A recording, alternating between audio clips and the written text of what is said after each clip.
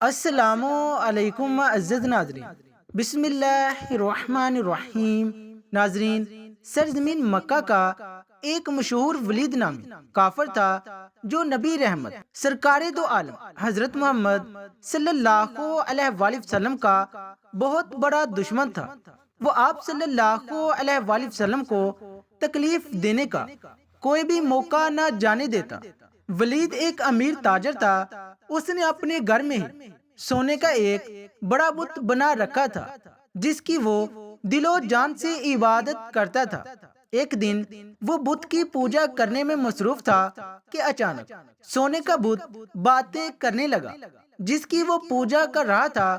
اس بت نے ولید سے کہا، اے میرے ماننے والے، مجھ پر یقین کرنے والے، سن لے، حضرت محمد صلی اللہ علیہ وآلہ وسلم اللہ کے رسول نہیں ہے۔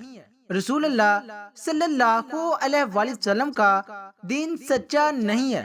حضرت محمد صلی اللہ علیہ وآلہ وسلم پر کبھی بھی ایمان نہ لانا، حضرت محمد صلی اللہ علیہ وآلہ وسلم کے رسول ہونے کی کبھی بھی تصدیق نہ کر لینا۔ بت کو بولتے ہوئے دیکھ کر ولید کی خوشی کی انتہا نہ رہی۔ اس نے اپنے ارد گرد رہنے والے کافروں کو اکٹھا کیا اور بولا، دیکھو میرا خدا کیا بول رہا ہے۔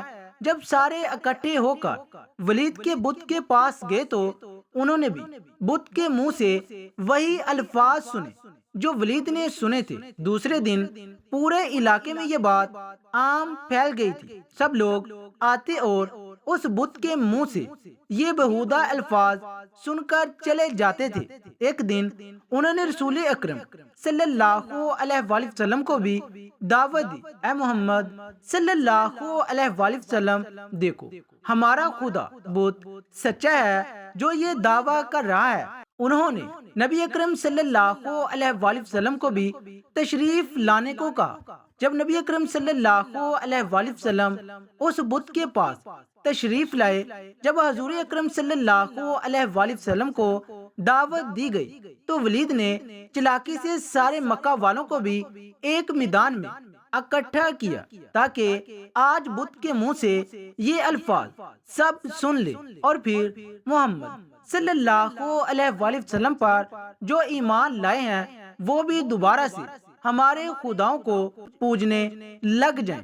لوگ میدان میں کھڑے ولید کے بت کے منہ سے مشرکانہ الفاظ سننے کے لیے بے تاب کھڑے تھے۔ جب بت نے رسول اکرم صلی اللہ علیہ وآلہ وسلم کو دیکھا تو اس نے نبی اکرم صلی اللہ علیہ وآلہ وسلم کی طرف اشارہ کرتے ہوئے کہا، اے لوگو، یہ حضرت محمد صلی اللہ علیہ وآلہ وسلم ہے، یہ اللہ تعالیٰ کے آخری نبی صلی اللہ علیہ وآلہ وسلم ہے۔ ان کا دین سچا دین ہے۔ قرآن پاک اللہ تعالیٰ کی آخری کتاب ہے۔ میری ان باتوں سے کبھی بھی انکاری مت ہونا۔ اگر تم ان باتوں سے انکار کرو گے تو تمہارے لیے اللہ تعالیٰ نے جہنم میں سخت عذاب تیار کر رکھا ہے۔ اگر تم دنیا اور آخرت میں کامیاب ہونا چاہتے ہو تو نبی اکرم صلی اللہ علیہ وآلہ وسلم کے دین پر ایمان لے آؤ۔ خدا اور اس کے نبی صلی اللہ علیہ وآلہ وسلم کو راضی کر لو تو تم دنیا اور آخرت میں کامیاب ٹھہراؤ گے۔ اے کافرو، بتوں پر یقین کرنے والوں، تمہارے سارے بت تم کو گمراہ کر رہے ہیں۔ اگر تم نے انہیں بتوں کی پوجا کی تو تم سارے کافر مزید گمراہ ہوتے جاؤ گے اور مرنے کے بعد تمہارا ٹھکانہ جہنم کی سخت آگ ہوگی۔ جب ولید نے اپنے بت کے منہ سے یہ الفاظ سنے تو اس نے شرم کے مارے سر جھکا لیا۔ ولید کو اپنے بت پر اتنا غصہ آیا کہ اس نے غصے میں آ کر بت کے ٹکڑے ٹکڑے کر دیے۔ حضور اکرم صلی اللہ علیہ وآلہ وسلم یہاں سے واپس جا رہے تھے کہ نبی اکرم صلی اللہ علیہ وآلہ وسلم کی نظر ایک گھوڑے سوار پر پڑی جو بڑی تیزی کے ساتھ ہاتھ میں خون سے تر تلوار لیے نبی اکرم صلی اللہ علیہ وآلہ وسلم کی طرف آ رہا تھا۔ جب وہ نبی اکرم صلی اللہ علیہ وآلہ وسلم کے پاس آیا تو اس نے آپ صلی اللہ علیہ وآلہ وسلم کو سلام کیا۔ نبی اکرم صلی اللہ علیہ وآلہ وسلم نے سلام کا جواب دیا اور دریافت کیا کیا تم کون ہو؟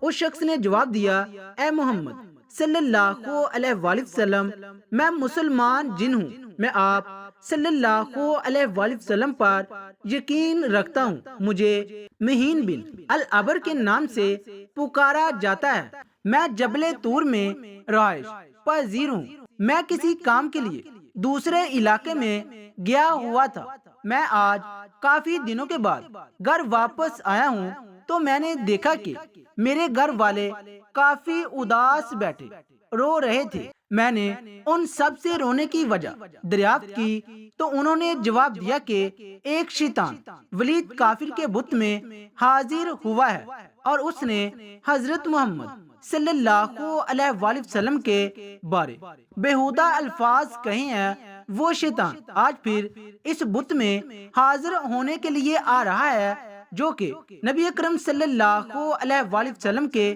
بارے توبہ نعوذ باللہ غلط الفاظ بولنے والا ہے۔